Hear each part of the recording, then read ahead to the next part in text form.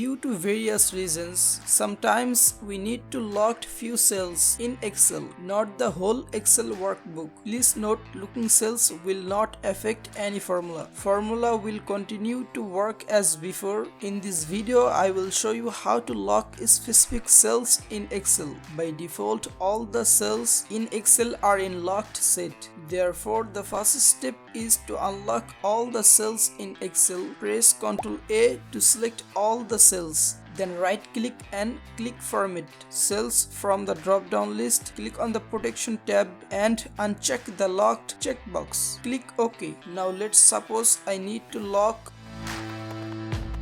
Second step is to select the desired cells and then again right click and this time check the lock checkbox. Now click on Review menu and click Protect Sheet. Type any password here. Click OK. It will ask for confirmation. Type the same password again and click OK and you are done. Our selected cells are protected, so you don't worry to unprotect the cells. Select Protect area, click at the Unprotect. Type your sheet password, your cells are unprotected.